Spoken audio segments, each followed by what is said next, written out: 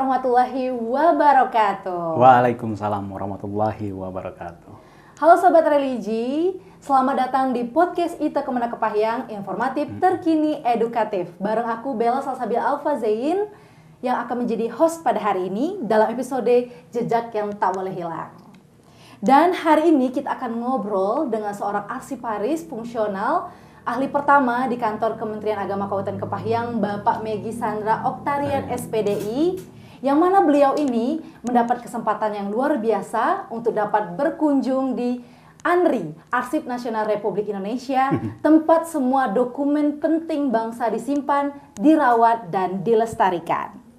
Nah, Sobat Religi, sebelum kita bincang-bincang lebih jauh nih, aku mau ajak kalian bayangkan nih, ketika kita bangun dari tidur, ternyata semua dokumen bangsa itu hilang.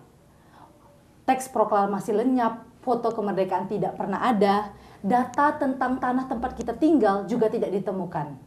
Lantas, bagaimana kita tahu siapa kita, dari mana kita berasal, dan bagaimana kita tahu arah perjalanan bangsa ini? Untuk itu, itulah pentingnya suatu arsip. Bukan hanya tumpukan berkas atau dokumen yang berdebu, tetapi ingatan yang kolektif sebagai bukti sejarah, sumber kebenaran, dan bukti kebenaran yang bisa dipertanggungjawabkan. Oke, kita langsung sapa narasumber kita pada hari ini, Kak Megi Sandra Oktarian. Selamat pagi, Kak. Selamat pagi, Bella. Oke, nih boleh dong Kak, disapa dulu sahabat religi di rumah. Oke, sahabat religi, Assalamualaikum warahmatullahi wabarakatuh di rumah dan dimanapun yang sedang berada. Oke, sahabat religi, setelah disapa oleh Kak Megi, kita langsung nih tanya-tanya, gimana sih Kak bisa kunjungan ke Arsip Nasional Republik Indonesia dan siapa saja sih yang bisa berkesempatan hadir kemarin? Sekitar 2 minggu yang lalu ya Kak ya? Betul. Baik Bella, sebenarnya perjalanannya ini cukup agak panjang dan tidak terduga. Alhamdulillah kita dimotori oleh Katim kita dari Kanwil Provinsi Bengkulu. Kita diberi kesempatan untuk studi ke sana, diberi kesempatan untuk belajar di sana, dan mengenal banyak hal tentang arsip itu tersendiri. Dan kita perwakilan dari setiap kabupaten diajak di sana. Sebenarnya waktu itu singkat sekali, karena cuma 4 hari ya. Harapan kita itu bisa lebih lama lagi ya? Karena gedung arsip ANRI itu sangat banyak sekali, sangat luas sekali, dan tidak cukup 1-2 hari. Karena di sana kesan pertama kita dibuat nyaman dengan keramahan dari satpam masuk sampai resepsionis, kita dibuat nyaman seperti itu, Bella. Tapi kalau dari Kak Megi sendiri ini juga kunjungan pertama ya Kak ya ke ANRI ya? Ya, karena ini kunjungan pertama, ya, kesempatan pertama, dan tidak akan kita sia-siakan seperti itu. Oke, siap, luar biasa. Nih sahabat religi, nanti kita akan ngobrol lebih jauh nih tentang arsip dan lain sebagainya. Nah, tadi kesan pertamanya tadi keramahan dari petugasnya dan lain sebagainya. Mungkin ada kesan-kesan lain nih Kak, waktu pertama kali masuk ANRI, wah begini nih, yang bisa diceritakan ke sahabat religi yang belum kesempatan untuk bisa kunjung ke ANRI. Jelas ada. Karena kenapa? Yang seperti yang saya bilang tadi, kesan pertama kita baru masuk, kita diarahkan dari gerbang pertama sampai gerbang masuk gedung, dan kita berkesempatan masuk di gedung resepsionis, gedung A kalau nggak salah itu ya. Karena kan di sana dibagi gedung-gedungnya itu bagi dari gedung A, B sampai K, L dulu, banyak sekali. Ya, makanya saya bilang tadi tidak cukup sehari, Bella. Nah, dan kesan pertama saya masuk di sana, kita dilayani dengan sampai-sampai mereka ini menyambut kita. Tidak menyangka seolah-olah dia yang butuh kita. Bukan kita yang seolah-olah datang ke sana untuk mencari referensi arsip, bukan. Tapi memang benar-benar kita datang ke sana dan kita disambut dengan ramah. Dan dari yang resepsionisnya menanyakan secara detail tujuannya kemana. Karena memang sebelumnya kita ada koordinasi dengan mereka kan. Jadi mereka memang betul-betul ingin mengajari kita ingin mengenali kita, oh gini arsip Indonesia yang sebenarnya. Oke, siap nih. Tapi suasana vibes-nya kalau bahasa anak Gen Z gini gimana tuh Kak di ANRI Kak? Oke. Yang jelas karena di sana kita fokus yang pertama itu kan awalnya studi kita itu kan restorasi arsip. Kita mempelajari tentang restorasi arsip.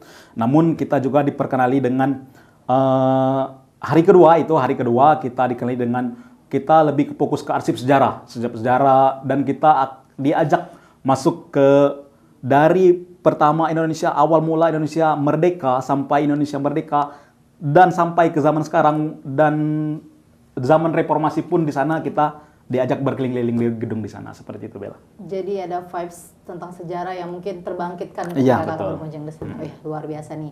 Nah, selain itu bagaimana fasilitas dan juga apa yang paling menarik selama kunjungan nih Kak? Jelas yang paling menarik itu banyak. Kalau dibilang paling menarik sih semuanya menarik ya. Karena kenapa kita bilang semuanya menarik? Di sana kita lebih ke fokus ke perbaikan arsip ya, restorasi dan penerimaan arsip yang bersejarah seperti itu. Di sana kita diajarkan bagaimana menjaga arsip, memelihara arsip. Itu arsipnya itu enggak setahun 2 tahun Bella. Itu arsipnya itu dari ratusan tahun yang lalu. Di sana kita diajari, kita diperlihatkan, oh begini cara merestorasi arsip, begini cara melestarikan arsip. Arsip yang rusak itu banyak sekali. Enggak semua arsip yang masuk ke sana itu arsip yang tertata rapi, enggak. Tapi banyak ada arsip juga, arsip yang terdampak bencana, arsip yang rusak karena faktor kimia, arsip yang rusak karena faktor internal, karena kelalaian manusia, dan mereka semua menampung di sana, walaupun rusak, mereka perbaiki, mereka merestorasi, seperti itu Bella. Oke, siap. Jadi itu suatu keunikan ya Kak ya di sana ya, bagaimana dari petugas dan semua yang terlibat di dalam itu merestorasi ya Kak ya. Coba boleh dijelaskan singkat Kak, restorasi mungkin awam nih kurang paham Kak, restorasi itu maksudnya seperti apa ini Kak? Restorasi itu Bella, seperti secara singkatnya restorasi itu adalah memperbaiki arsip yang setelah rusak. Seperti yang saya bilang tadi, misalnya arsip yang terkena bencana, misalnya kan banjir, Itu misalnya bisa, kan. maksudnya dibuat ulang atau seperti apa Kak? Itu yang perlu kita tahu. Restorasi itu hanya memperbaiki poin-poin yang rusak, tidak menghilangkan informasi dalam arsip tersebut. Namun tidak bisa mengembalikan seperti semula. Seperti misalnya kartu keluarga ini. Kartu keluarga kena air kan itu biasanya karena ada tinta kimia itu kan biasanya melebar-melebar. Jadi mereka itu memperbaiki itu, menampilkan informasi, memunculkan informasi itu kembali, namun tetap bentuk fisiknya tidak bisa kita rubah seperti itu Bella. Oke, itu semua diatasi di Andri ya? Iya, itu semua untuk saat ini kita fokusnya diinstruksikan ke Andri. Jadi bagi masyarakat, karena ada instruksi dari teman-teman di Andri, bagi masyarakat yang apabila ijazah KK itu rusak dan bisa memohon kepada Andri untuk diperbaiki atau direstorasi. Itu kalau nggak salah sudah ada pengumumannya dari beberapa tahun yang lalu itu Bella. Oke, jadi boleh nih masyarakat mungkin kita nanti lebih searching lebih detail nih gimana prosesnya, mungkin surat pengajuan dan sebagainya untuk dapat direstorasi tadi ya Kak ya. Betul. Oke, siap nih. Dan juga Kak, adakah koleksi atau dokumen yang sangat berkesan bagi Kakak waktu kunjungan ke sana? Bella, jelas banyak sekali ya. Kita hari pertama itu kita selain fokus ke restorasi arsip, di ruang restorasi itu kan banyak itu Bella. Tidak hanya merestorasi arsip yang rusak, tapi mereka juga memperbaiki arsip-arsip dalam bentuk film, tidak hanya konvensional atau kertas ya. Film, audio, foto hitam putih, dan mereka semua memperbaiki itu Bella. Semua ada alatnya seperti itu. Nah, di samping itu juga kita diajak ke salah satu depot arsip itu mengenai sejarah sebelum Indonesia merdeka. Itu masih penjajahan Belanda. Karena waktu yang sangat singkat, jadi kita pilih saja salah satu depotnya seperti itu. Kalau kita mau masuk semua ke depot arsipnya mungkin nggak cukup sehari seperti saya bilang tadi Bella. Jadi kita diajaklah ke satu depot arsip, itu arsip sebelum Indonesia merdeka, masih zaman penjajahan Belanda seperti itu. Dan di sana kita sangat terkesan sekali. Awal masuk ke depot itu memang dengan fasilitas yang lengkap dan fasilitas yang memadai. Di sana kita cukup terkesan sebagai seorang arsiparis daerah yang baru mengenal arsip, yang mulai dari nol, diajak studi ke sana, kita sangat terkesan. Karena kenapa? Di sana, di ruangannya itu, fasilitasnya, kelembapan, suhu udara itu sudah diatur semua. Sesuai dengan Perka Andri itu di nomor 23 tahun 2011 di sana didetailkan tentang pengaturan suhu dalam arsip. Memang arsip itu harus dijaga betul dari kelembapan, suhu, karena kalau tidak itu bisa mempengaruhi dari kualitas arsip itu sendiri. Seperti itu Bella. Oke, luar biasa nih. Berarti kan tadi Kakak cerita sedikit tentang ada berarti selama ini mungkin sahabat religi sama nih sama aku nih, host kan. arsip pasti kayak tumpukan berkas, cuman kayak ya berkas-berkas fisik, kertas, surat kayak gitu. Ternyata dokumen film, Iya. ada suara, audio, mungkin itu Betul. juga termasuk arsip ya Kak ya? Iya. Nah ini pengetahuan baru nih, atau hanya host saja yang baru tahu nih. Oke, terima kasih Kak Megi. Terus nih, kalau menurut Kak Megi sendiri, kenapa masyarakat umum ini perlu tahu dan peduli tentang arsip, tentang sahabat religi di rumah dimanapun mereka berada? Kenapa pentingnya arsip itu, Kak? Nah, gini Bella. Arsip ini kadangkala bagi masyarakat awam, mereka itu kan cuma mendengar. Oh, simpan arsip di kamar, simpan arsip di lemari saja. Ya, di lemari, Kadang sering mereka agak ditumpuk-tumpukan lemari. kadang mereka ini kan nggak tahu apa sebenarnya itu arsip. Iya. Di sini kita akan mengajak teman-teman di rumah, masyarakat umum khususnya, bahwa arsip ini sangat penting. Seperti sejarah-sejarah Indonesia, kita diajak itu ke ruang sejarah Indonesia. Di sana, di saat kita baru masuk, mungkin anak-anak sekarang malas membaca sejarah, malas belajar sejarah, seperti itu. Cuman di sana kita masuk ke ruangan arsip yang prasejarah Indonesia, dari Indonesia sebelum merdeka sampai Indonesia merdeka. Di sana pibesnya sangat berbeda. Vibes. Ulah, Oke, nggak apa-apa. Wah, di sana vibes-nya sangat berbeda. Karena kenapa? Di sana bukan hanya arsip kertas yang kita baca, tapi kita diberikan suatu tontonan atau suatu replika kayak gitu, replika dari Indonesia sebelum merdeka, dari sidang-sidang, dari penjajahan sampai ke zaman reformasi pun ada. Dan di sana kita masuk tanpa kita bertanya, tanpa kita minta penjelasan dari orang Andrinya sekalipun, di sana kita akan merasakan gimana sih giginya perjuangan pahlawan-pahlawan kita pada saat itu. Lebih new dan lebih terasa ya kayak, karena langsung sepertinya Betul. mereka itu benda fisik yang bisa berbicara. Iya, betul, Bel. Oke, luar biasa nih. Nih Kak, tadi kan berarti harus tahu nih, jadi inti dari ketika masyarakat peduli, jadi mereka lebih tahu loh seperti apa perjuangan dan lain sebagainya, jejak sejarah kita, seperti itu ya Kak ya, Iya, untuk betul. peduli arsip sendiri. Nah, kalau berbincang-bincang itu tadi, selain kepedulian tetap terhadap sejarah dan kegiatan kita di masa lalu nih Kak, apa contoh arsip yang sering dianggap sepele, tapi ternyata ini penting nih buat kita nih sebagai sahabat religi di rumah? Oke, baik Bella. Untuk teman-teman yang ada di rumah, kadang kita merasa keteledoran kita itu bisa merugikan kita sebenarnya. Oke. Kadang teman-teman di rumah, masyarakat umum pada khususnya ini berpikir bahwa arsip-arsip ini hanya ada di perkantoran seperti itu. Iya, Hanya ada di pasti, organisasi pasti. masyarakat. Wah, arsip-arsip kan cuma ada administrasi perkantoran. Iya. Nah, tapi kita lupa bahwa kita pribadi atau individu pun di rumah ada arsip. Contohnya seperti ijazah, kartu keluarga, akte kelahiran, buku nikah, KTP. Nah, ini hal-hal sepele tapi yang kita butuhkan setiap saat. Kenapa saya bilang kita butuhkan setiap saat? Mau masuk sekolah, butuh administrasi. Iya, betul. Mau melamar kerja, butuh administrasi. Mau nikah pun butuh Harus. administrasi. Di samping itu butuh juga pasangan kan? Iya. Kalau nggak ada pasangan kan nggak mungkin. Seperti itu Betul, memang. betul, Kak. Jadi hal-hal yang Oke. kecil itu kadang-kadang kita anggap remeh. Kita mencarinya di saat butuh saja. Mau melamar kerja baru mencari, baru fotokopi. Nah, di situ kita kadang ngerasa arsip itu penting. Padahal arsip itu sendiri yang paling banyak kita gunakan dalam aktivitas sehari-hari kita. Oke Kak. Jadi mungkin dianggap sepele. Jadi menurut Kakak nih, selain dari cara penyimpanan dan lain sebagainya, gimana caranya biar arsip pribadi kita itu terjaga, Kak? Nah, ini sebenarnya ada masukan nih dari teman-teman Andri, ada masukan dari teman-teman Andri. Sebelumnya saya bertanya dulu sama Bella nih. Kalau arsip Bella di rumah disimpannya di mana? Di lemari, di dalam kayak organizer gitu Kak. Di dalam map yang gede, tapi digabung semua. Oke. Digabung semua nih, semuanya di sana. Jadi kalau misalnya katanya kan, jangan sampai terjadi, tapi katanya kayak bencana alam dan sebagainya. Jadi tinggal ambil aja katanya kayak gitu, semua dokumen. katanya Itu kayak gitu. arsipnya sudah dibungkus plastik atau sudah dilaminating? Laminating sudah. Nah, ada teman-teman dari Andri ada masukannya nih bahwa mereka tidak merekomendasikan laminating. Nah, kenapa ini? Itu Padahal kita teman-teman. anggap paling paling kayak terjaga gitu ya di laminating. Tapi tidak menyalahkan, Ya. tapi juga tidak sepenuhnya menyalahkan, tapi juga tidak terlalu membenarkan. Karena kenapa? Ini perlu teman-teman ingat bahwa laminating itu bentuknya permanen ya.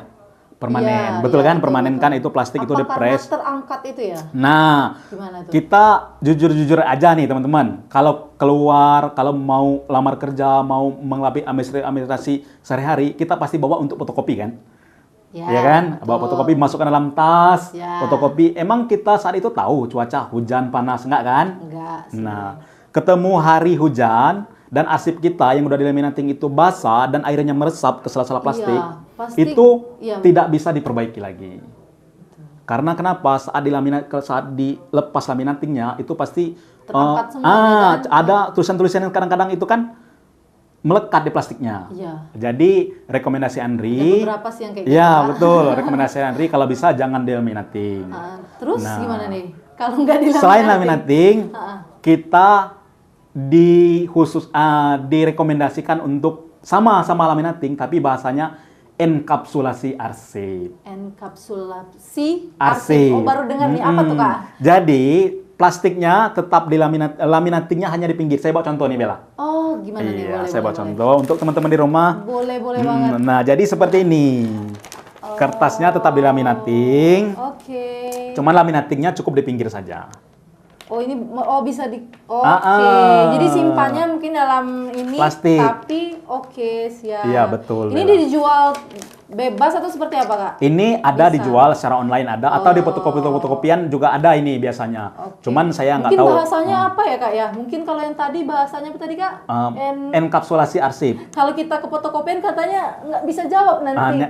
Bilang tentang aja fotokopiannya. mungkin laminating, cuman laminating di pinggir-pinggirnya aja mungkin. Oh, gitu Seperti ya. itu. Jadi mereka Boleh nih, sahabat religi dilihat nih. Nah, jadi nanti bisa izin ya, Kak ya? Iya, boleh, Ini boleh. bisa kayak ditarik gitu. Nah, kayak review gitu ya. Dan ini juga bisa Lebih aman ya ternyata kata betul, Andri betul. ya. Mereka merekomendasikan untuk enkapsulasi aja. Oke. Dan mereka juga kalau nggak ada di fotokopian, ini bisa kita custom sendiri. Oke. Bisa custom sendiri, beli plastiknya, nanti pakai double tip aja seperti ini, pinggir-pinggir jalannya, di double tip. Dan untuk pemilihan plastik juga ada kriterianya ini, Bella. Oh, nggak sembarangan? Iya, nggak sembarangan plastiknya. Untuk memilih plastik yang betul-betul bagus untuk arsip kita itu cukup tempelkan ke tangan kita. Gimana? Kalau dia terangkat, kalau rambut kita yang di sini Iya. terangkat, Ha-ha. berarti itu tidak baik, tidak bagus. Tapi Plastiknya ya gitu. kan ada nih yang plastik yang kita letak. Iya. Boleh Bella praktekkan. enggak sih ya? Ah. Iya, Ya, betul kan? ada otomatis yang itu tuh ya. Oh, di sana lihatnya. Iya betul Oke. Bella. Jadi teman-teman bisa untuk kalau nggak mau ke fotokopian atau nggak ada di daerah Bapak Ibu sekalian, jadi silakan beli plastiknya nanti di custom sendiri. Ini double tip biasa Bapak Ibu. Jadi seperti itu. Rekomendasi Andri seperti itu. Ya, lebih aman juga sih sebenarnya. betul. Karena Bella sendiri izin, Kak. Karena Bella sendiri ada sih berkas yang dilaminating kayak sebelah kiri atau kanannya tuh kayak udah mulai ngeblur gitu Iya, ya betul. dilaminating. Karena selama ini mikirnya laminating paling aman gitu kan. Karena ya kalau misalnya apa-apa ternyata jadi dapat Tapi nggak salah baru. juga ada laminating. Iya. Jangan-jangan setelah melihat ini nanti laminatingnya dilepas sih Jangan, nanti nggak boleh, malah tambah rusak kan? karena itu sifatnya permanen. Yang udah terlanjur ya Iya, udahlah ya. iya, betul. Tolong dijaga aja berarti arsipnya, betul, tapi betul, untuk Bella. nextnya berarti kayak gini. Iya, ya. Oke, oke, siap baik. Kak Sorry itu, Bella. Megi. Terima kasih nih Kak Megi, luar biasa nih. Nah, selain tadi cara menjaganya nih Kak, kalau misalnya teman-teman kaula muda ataupun masyarakat sahabat religi yang ada di rumah ingin menjaga lebih arsipnya Kak, apa langkah yang harus mereka lakukan Kak? Oke Bella. Dari sisi menjaga dan mungkin yang lainnya cara menyimpannya dan lain sebagainya, rekomendasi dari seorang arsiparis yang sudah ke Andri nih. Oke, Oke, Bang. boleh Kak. Untuk menjaga arsip kita di rumah, arsip-arsip yang seperti ini tadi, seperti buku nikah, seperti apa itu KK ataupun akte sertifikat seperti ini, teman-teman saya punya ada 5 tips nih yang saya dapat dari Andri nih. Wah, 5 tips untuk Catat penjagaan di rumah atau menjaga arsip kita di rumah agar tetap aman dan terjaga. Yang pertama, mulai saat ini teman-teman silakan identifikasi arsipnya seperti itu. Identifikasi. Iya, Gimana nih, Kak, contohnya? jadi teman-teman mulai sekarang dikumpulilah arsip-arsipnya itu. Dikumpuli, arsip-arsipnya dipisahkan. Oh, ini arsip aset, ini arsip keluarga, ini arsip-arsip sekolah, seperti itu. Jadi dipisah-pisahkan, diidentifikasi, lihat kelengkapannya. Kalau ada yang kurang dicarikan lagi. Kan kebanyakan kita di sini mungkin arsip ijazah orang tuanya dalam lemari sini. Iya. Arsip ijazah anaknya dalam lemari sini. Betul. Arsip buku nikahnya dalam lemari sini. Kapan terjadi bencana? Semoga tidak pernah terjadi kan? Iya. Karena ada yang bilang itu kita tidak bisa mencegah bencana, tapi kita bisa mengurangi dampak dari risiko bencana tersebut. Cakep. Jadi setelah diidentifikasi, kita masuk ke langkah kedua, yaitu Jadi maaf Kak, potong sedikit. Jadi kalau Andri sendiri menyarankan kalau misalnya kita satu keluarga, misalnya ada ayah, ibu, anak, kalau bisa dokumen misalnya ijazahnya itu satu aja kayak gitu ya Kak. Misalnya dokumen pendidikan, kan klarifikasinya pendidikan nih. Ijazahnya kalau bisa satuin aja gitu. Gimana tuh Kak? Oh enggak. Kita per misalnya arsip ayah, arsip ibu kayak seperti itu. Iya. Okay. Jadi kalau kita mau fotokopi atau membawa arsip yang ayah, kan kita nggak perlu bawa yang anak-anak. Iya, Seperti itu. betul. Untuk mengurangi risiko kehilangan seperti itu. Betul. Jadi Bella, langkah yang kedua itu adalah mengalih mediakan. Ya, ke arsip digital. Kebanyakan yang kita sekarang kan lupa nih. Mau fotokopi, bawa yang asli nih. Bawa yang asli. Kadang-kadang dengan orang yang rame, dengan waktu yang sangat sedikit, yang fotokopi yang dibawa, yang asli tinggal. Nah, seperti sering itu. Sering viral di Facebook kan. Betul. Siapa yang menemukan ini? Nanti, atau kami menemukan ijazah yang tertinggal sering. Sering. Banyak kan? Ya. Nah, itu kalau orang peduli, kalau enggak, kalau enggak orang cuek. Buang aja ijazah. Nanti gimana kalau buku nikah yang hilang? Nah gimana nggak mungkin nikah lagi kan? Nah, itu seperti itu. Oke. Jadi Bella seperti itu. Jadi mengalih mediakan. Jadi teman-teman di rumah bisa ke fotokopian kalau nggak ada scanner di rumah kan, ke tempat fotokopian untuk segera men-scan ini. Jadi kalau teman-teman mau melamar kerja, mau daftar sekolah, jadi kalau butuh fotokopian tidak perlu bawa yang asli lagi. Cukup bawa flash disk dan tolong printkan ke printer, printkan ke komputer seperti itu. Dan langkah yang ketiga, masukkan ke kalau nggak ada plastik seperti ini tadi, ada tips yang lebih murah lagi. Ada dokumen keeper namanya, dokumen keeper. Ini contoh saja ya. Ada yang lebih bagus itu silakan Bapak Ibu lihat di online, banyak di fotokopian banyak itu, ada yang isi 100, ada yang isi 50. Jadi teman-teman bisa dibuat seperti ini. Dokumen keeper. Jadi misalnya yang saya bilang tadi, misalnya di sini arsip ayah seperti itu. Jadi semua arsip ayahnya dari ijazah, dari sertifikat untuk sertifikat yang dia dapat bisa dimasukkan ke sini. Jadi teman-teman bisa masukkan sini. Kalau sudah dimasukkan plastik, masukkan ke sini juga. Kalau bisa sama ukuran, boleh. Bisa. Lebih aman juga. Jadi teman-teman, satu arsip ini nggak berserakan lagi. Kalau kita di rumah kan kebanyakan masukkan tas, sudah. Seperti itu. Jadi lupa nanti mau kapan ada pentingnya, baru bercarian seperti itu. Jadi ini hanya contoh aja teman-teman. Jadi contoh aja. Jadi bisa teman-teman cari di fotokopian itu banyak yang lebih bagus, yang plastiknya lebih tebal banyak. Ini contoh aja. Kira-kira dokumen keepernya seperti ini. Ini yang ketiga. Yang keempat, masukkan ke dalam tas. Satu tas. Jadi dokumen keeper nih tadi kita masukkan ke dalam tas. Kalau bisa waterproof nih, Bella. Waterproof. Karena dampak dari kerusakan arsip itu dari berbanyak macam faktor. Ada faktor eksternal, faktor internal. Misalnya kalau faktor eksternalnya misalnya faktor bencana alam, gempa bumi, banjir, kebakaran. Kita nggak bisa memprediksi itu. Ada juga dampak kelalaian kita tersendiri, misalnya kan. Nah, seperti saya bilang tadi, kalau terjadi banjir, bercarian ini arsip mana di sini. Kalau masukkan ke dalam tas, tinggal ambil aja tasnya. Ambil tasnya langsung bawa. Nah, saya ada pertanyaan nih untuk Bella nih. Kira-kira menurut Bella, mana yang lebih besar dampaknya? Arsip terkena air atau arsip terkena api nih?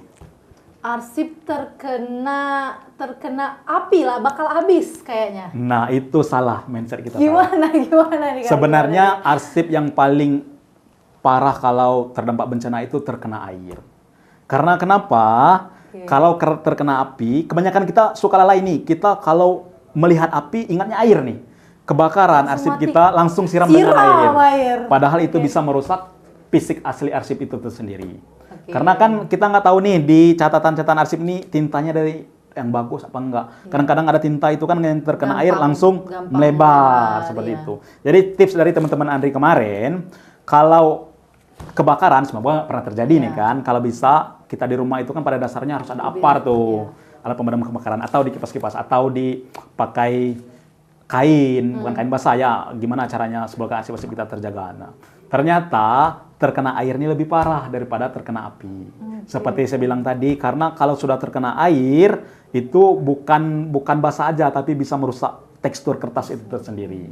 Jadi seperti itu. Oke, siap. Ini saya terjebak ini pertanyaannya. Air atau api? Ya, api lah, habis kan bakal. Padahal itu ternyata ya kalau bisa diatasi, ternyata air itu lebih berbahaya ya Kak ya? Iya. Bisa lebih Jadi merusak. yang terakhir, siap siaga bencana. Oke. Siap siaga bencana ini dalam artian tas sudah semua arsip sudah masuk semua dalam tas, dan kapan terjadi bencana, tapi semoga tidak ya, itu tasnya bisa langsung dibawa seperti itu. Jadi itu 5 tips dari kami. Oke, terima kasih nih luar biasa tips. Semoga nanti sahabat religi yang di rumah yang sudah mendengarkan bincang-bincang kita dari awal sampai akhir nih lebih banyak dapat informasi baru, dan pastinya bisa kasih masukan juga nih ke lingkungan sekitar, ke keluarga terdekat, seperti itu, agar arsip kita semua terjaga dan bisa lebih banyak dampaknya untuk kita maupun untuk Indonesia seperti Iya, itu ya Kak benar. ya.